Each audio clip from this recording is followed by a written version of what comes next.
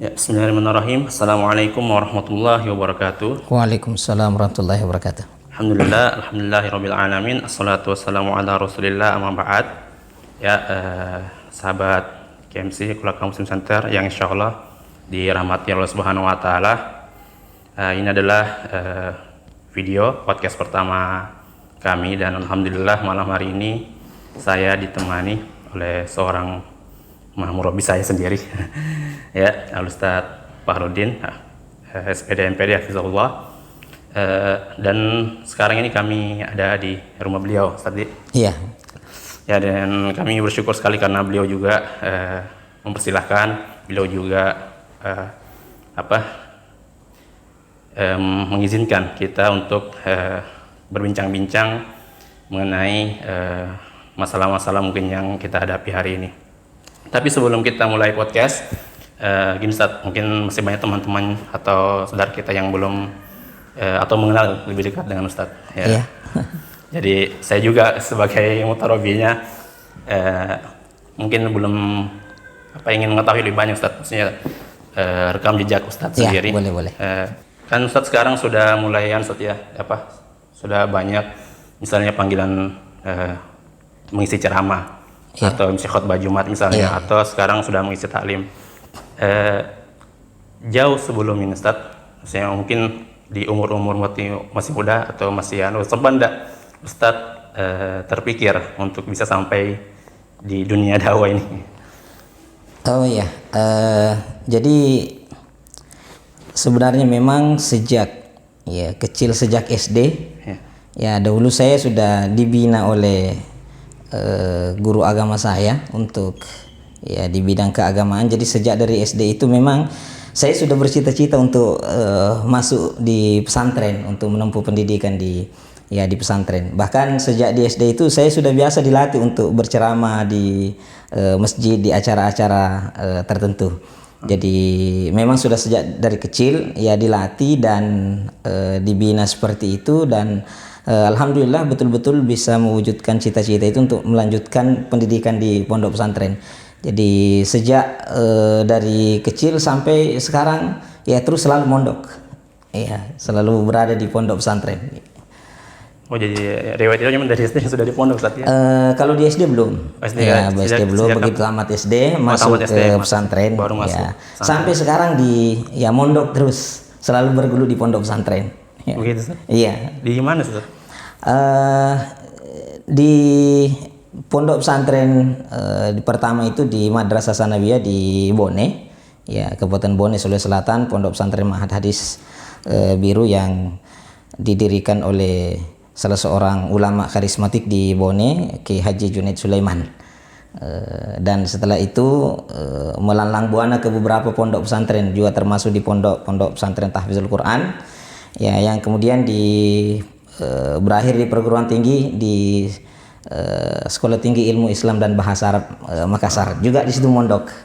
Sampai selesai di situ masuk mondok lagi, tapi mungkin dalam status yang berbeda. Saya mondoknya bukan lagi sebagai santri tapi mulai membina pondok pesantren itu sejak tahun 2003 di Pondok Pesantren At-Tarbiyah di Kolaka. Jadi dari kecil tadi memang kehidupan sudah di pondok ya. Jadi memang saya jiwanya di pondok. Insyaallah.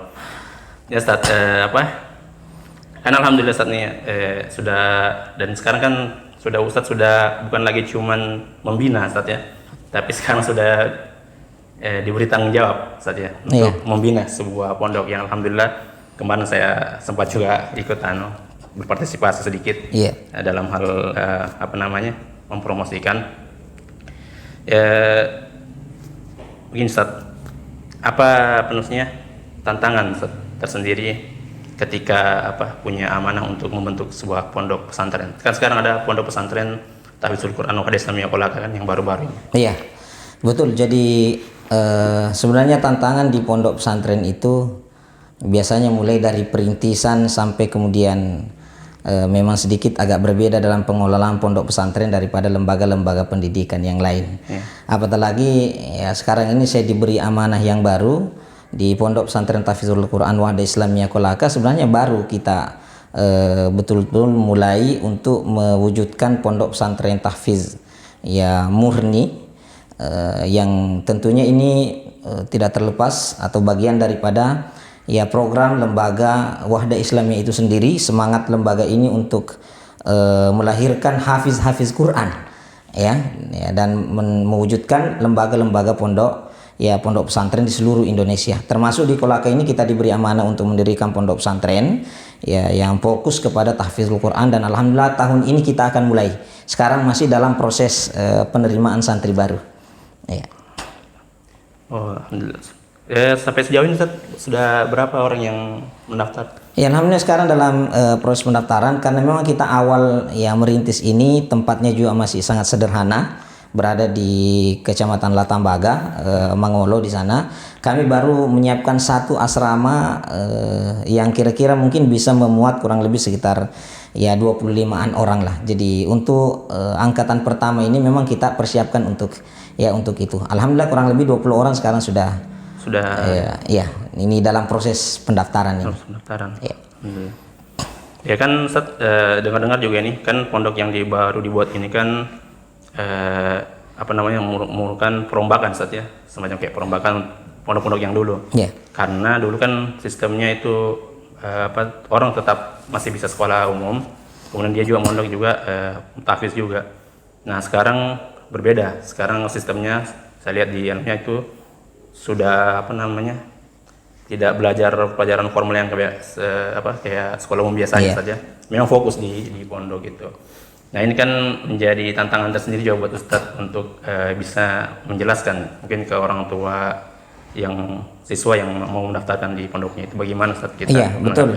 Jadi salah satu di antara pertanyaan yang sering datang dari orang tua ini bagaimana legalitas formalnya. Iya. Ya karena sebelumnya kan kita memang kelola ini tetap ada program tahfidzul Quran, tetapi mereka juga sibuk dengan program kurikulum Diknas yang lebih banyak ke belajar pendidikan umumnya. Nah, karena memang target kita adalah melahirkan hafiz-hafiz Quran, maka kita melihat bahwa salah satu di antara cara yang harus kita lakukan itu adalah memfokuskan anak-anak yang berpotensi memang untuk menghafal Al-Quran. Maka inilah yang kita tawarkan kepada orang tua. Ya, orang tua yang memang anaknya mau menjadi hafizul Quran, konsen untuk menghafal Al-Quran, maka kita berikan wadah ya dengan pondok pesantren tahfidzul Quran Wahda Islamiyah Kolaka ini. Tadi memang selalu muncul itu bagaimana dengan legalitas formalnya. Ya, jadi insya Allah kami dari pengurus juga tidak mengabaikan itu, ya, tidak mengabaikan itu. Yang pasti bahwa anak-anak kita insya Allah pendidikannya bisa terus berlanjut. Ya, anak-anak kita bisa berlanjut terus pendidikannya. Dan saya kira nanti ada beberapa alternatif ya. Di Kementerian Agama juga ada program Pondok Pesantren Salafiyah yang memang memberikan peluang kita untuk lebih fokus kepada satu program ya tertentu, misalnya seperti Pondok Pesantren Tahfidzul Quran atau program Tahfidzul Quran, tanpa mengabaikan legalitas formal anak-anak kita nanti insya Allah. Mereka tetap bisa mendapatkan tetap bisa mendapatkan ijazah legalitas formal dari pemerintah. Kemudian Ustaz ya, itu tadi dari segi keformalannya. Iya. Kemudian juga mungkin tantangan terbesar juga Ustaz yang menurut saya Ustaz ya, sebagai orang yang memandang pondok kan biasanya itu di pondok pesantren. Saya pernah Ustaz, PKL waktu SMA saya pernah PKL di pondok sempat berapa kali saya ketika di kantor itu banyak saya dapat kasus-kasus anak-anak yang misalnya tidak betah, ada yang kadang lari dari pondok atau gitu. Nah ini kan tantangan tersendiri, maksudnya apa yang Ustaz lakukan untuk bisa menanggulangi itu, misalnya untuk hal-hal yang mungkin siapa tahu ada siswa yang tiba-tiba lari atau bagaimana. Ya, jadi memang itu bagian daripada tantangan besar ya pondok pesantren. Ada anak-anak yang tidak betah, kemudian lari keluar dari pondok. Itu adalah ya tantangan besar dan realita yang kita dapatkan di sebahagian besar ya pondok pesantren. Ya, ini sebenarnya ya persoalannya adalah yang pertama yang terpenting adalah persoalan kenyamanan anak-anak ya di pondok. Ya, kenyamanan anak-anak di pondok, baik dari kenyamanan belajarnya, kenyamanan menginapnya, kenyamanan bergaulnya, bermain antara satu dengan yang lainnya. Itulah semestinya yang harus kita tanamkan itu. Cuma tidak bisa dipungkiri juga memang bahwa basic anak-anak yang masuk di pondok itu banyak yang memang sudah dari awalnya biasanya orang tua memasukkan anaknya di pondok karena sudah tidak betah dan tidak bisa diatur lagi sama orang tuanya. Akhirnya menjadikan pondok pesantren itu sebagai semacam sebuah bengkel ya yang diharapkan bisa memperbaiki. Sebenarnya itu tidak ada salahnya juga ya, karena memang tantangan yang diberikan kepada para pembina-pembina pondok itu untuk bisa betul-betul memperbaiki anak-anak kita itu. Ya, oleh karena itu saya memandang bahwa memang kita perlu untuk membuat program-program yang bisa membuat nyaman anak-anak kita, selalu memberikan sesuatu yang baru, dan yang paling terpenting adalah ya keakraban antara anak-anak dengan pembinanya itu ya dengan berbagai macam programnya ya, sehingga anak-anak itu tidak merasa bagaimana begitu tinggal di pondok. Dia bisa lebih nyaman dengan pembinanya, bisa lebih nyaman dengan teman-temannya, termasuk dengan pelajaran-pelajarannya, kondisi kehidupannya ya di pondok, ya tempat tidurnya, makanannya, konsumsinya dan lain sebagainya. Itulah yang saya katakan tadi bahwa memang tantangan di pondok itu tidak sama dengan kita mendirikan sekolah pendidikan formal yang lain, karena betul-betul anak-anak harus dijaga selama 24 jam. Iya. Itu juga Ustaz, yang pengalaman yang bukan saya yang mondok, cuman teman-teman yang pernah mondok katanya bahwasanya entah kenapa yang dia dapatkan itu bahwasanya di pondok itu kayak keras gitu Ustaz, maksudnya dalam hal mungkin ketegasannya mungkin itu bagaimana mungkin itu apakah itu memang jadi faktor utama yang menyebabkan anak-anak mungkin sekarang Ustaz tidak berinisiatif untuk mondok gitu. Iya.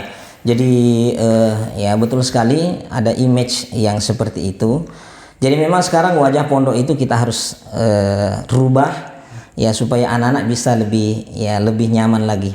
Melihat juga bahwa anak-anak kita sekarang tidak sama mungkin dengan anak-anak yang dulu. Ya, santri-santri yang dulu itu yang memang dukungan dari orang tua, kemudian kemauan anak-anak sendiri itu yang memang mau tinggal di pesantren, sehingga mereka menjalani proses pembinaan kedisiplinan itu yang super ekstra ketat. Dan untuk anak-anak milenial sekarang ini saya kira harus ada ya perubahan-perubahan itu. Yang pasti kami di Pondok Pesantren Hafizul Quran Wahda Islamiyah tanpa mengurangi kualitas pendidikan kedisiplinan anak-anak kita ya, tapi kami juga berkomitmen bahwa tidak ada sistem pendidikan kekerasan di pondok pesantren. Ya Ustaz. Kemudian masih seputaran Ustaz pondok ya. Tadi itu masalah kenyamanan saja, kenyamanan siswa dan image yang tentang pondok itu kasar gitu ya, atau keras tenunya didikannya. Kemudian kebanyakan orang tua Ustaz yang saya dapatkan salah satunya kenapa mereka enggan untuk memasukkan anaknya di pondok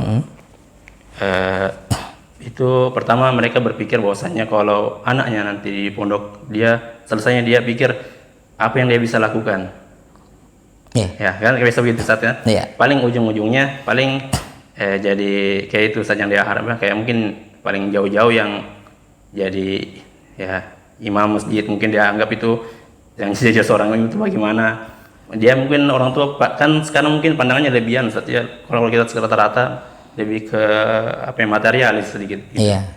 Ya, jadi ini memang yang harus terjawab oleh santri-santri di pondok pesantren ya, tapi saya bisa memastikan bahwa itu adalah pemahaman dan image yang harus kita bantah dan itu tidak benar ya, karena kalau kita pun melihat sejarah bahwa tidak sedikit di antara alumni pondok pesantren itu menjadi orang-orang besar ya. Di negeri kita juga seperti itu ya.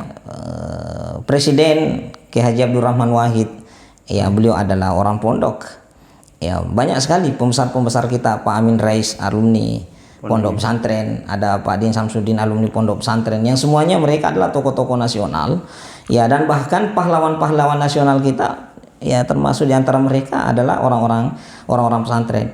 Justru di pesantren itulah anak-anak kita bisa mendapatkan ya pendidikan dan pembinaan yang ya sebenarnya anak-anak bisa membangun potensinya di pondok pesantren itu secara sempurna. Ya, jadi betul-betul pembinaan di pondok pesantren itu bukan hanya sekedar mengasah intelektual anak-anak kita, tapi termasuk diantaranya karakternya, ya akhlaknya, itu mereka akan mendapatkan pendidikan itu di pondok pesantren. Sehingga insya Allah alumni-alumni pondok pesantren kita ke depan, ya nantinya bisa betul-betul bisa memberikan warna bahwa mereka lah yang bisa ya membangun negeri dan bangsa kita ini. Ya, jadi banyak saja sudah contoh-contoh misalnya banyak alumni pondok itu sudah banyak sekali tokoh-tokoh kita yang ya, alumni pondok ya menjadi pejabat dan menjadi orang-orang besar. Cukup sudah jadi bantahannya untuk pemahaman-pemahaman seperti itu. Ya, kemudian juga satu lagi ini kendala biasa yang saya dapatkan dari teman-teman juga atau dari mereka yang masalahnya juga begini, Ustaz. Kan semua orang tua pasti ingin anaknya mendapatkan pendidikan terbaik, ingin anaknya soleh, anaknya ingin mungkin jadi hafiz Quran. Nah, cuman biasa terkendala paling banyak itu di biaya, Ustaz. Biaya pendidikannya. Ya, kami mau anak kami juga bagus, cuman kami terkendala di biaya. Nah, ada sekolah yang murah tapi ya kita tahu sendiri bagaimana kualitas pendidikannya itu tidak terlalu tidak seperti yang diharapkan lah orang tua sekarang. Nah, bagaimana Ustaz kita memandang hal ini, Ustaz, kepada orang tua? Iya, dan termasuk itu kami alami. Ya, ada beberapa orang tua yang datang. Ya, tapi yang pasti kami di Pondok Pesantren Tahfidzul Quran Wahda Islamiyah bisa mengakomodir semua itu. Ya, jadi kita pada prinsipnya tidak mau anak-anak kita anak-anak dari golongan ekonomi menengah ke bawah itu tidak mendapatkan pendidikan yang layak, apalagi mereka punya potensi yang cukup. Ya, lalu kemudian mereka kehilangan kesempatan untuk mendapatkan pendidikan yang layak itu hanya karena gara-gara finansial. Jadi kita berharap, kami pun berusaha dengan berbagai macam cara ketika ada orang tua yang datang ya untuk menyatakan dan menunjukkan keseriusannya untuk belajar di pondok pesantren.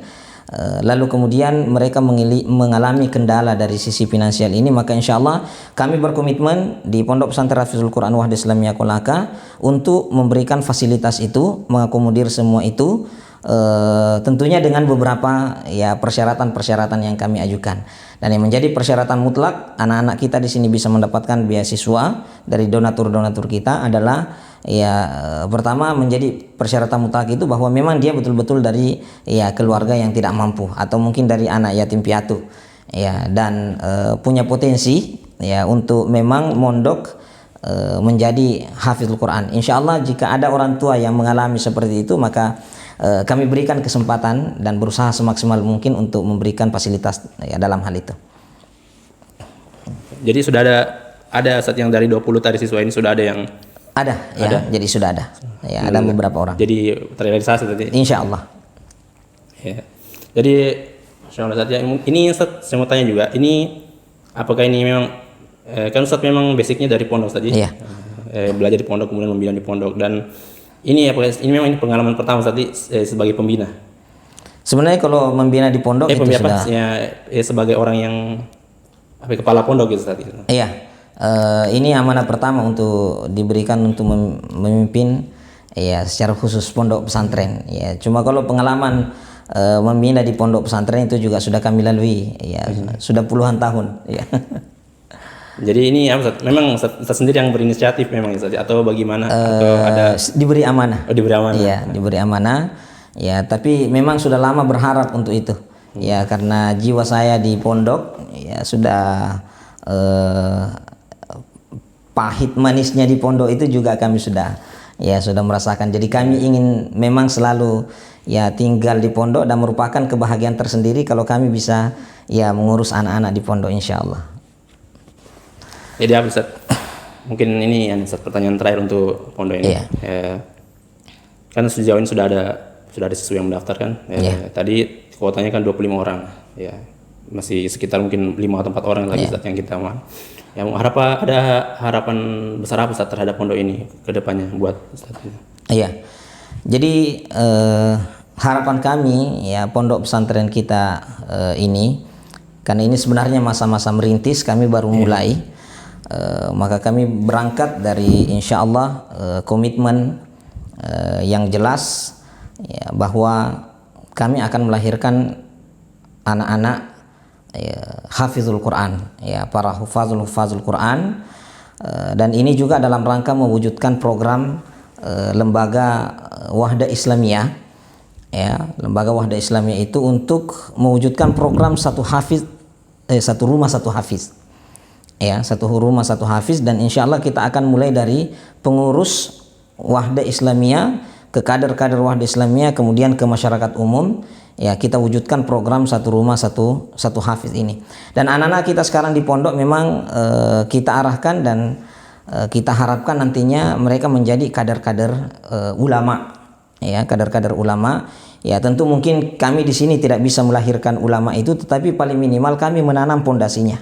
Ya, bahwa mereka keluar dari pondok ini, ilmu-ilmu dasar agama mereka miliki, hafalan Quran yang mereka miliki, mereka ada program menghafal hadis, kemudian program bahasa Arab. Insya Allah kami berkomitmen bahwa bahasa resmi di pondok pesantren adalah bahasa Arab.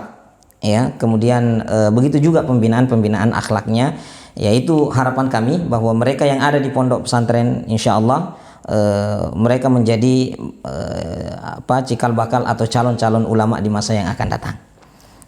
Iya. Insyaallah saja. Ya. Jadi tadi Ustaz masalah pondok, harapan Ustaz kebesar mungkin itu tadi programnya. Iya. Satu rumah satu hafiz Quran.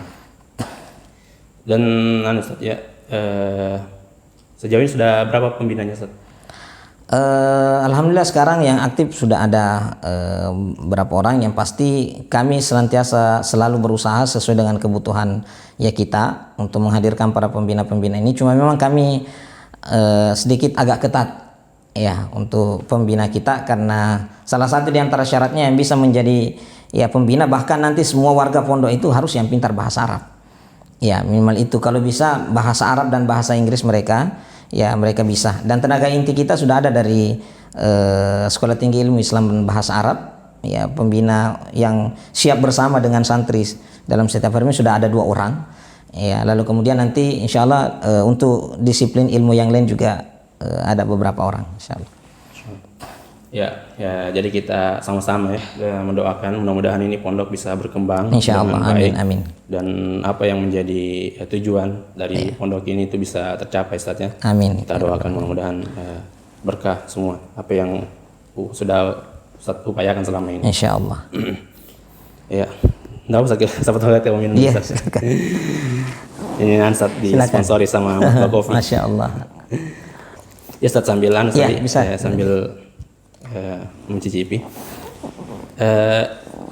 Mungkin sudah tadi saya masalah pondok tadi ya, bagi mungkin teman-teman atau para yang berminat tadi kan masih ada berapa tadi? Ya, masih bisa insya Allah. 5 kota ya, masih ada 5 kota ya.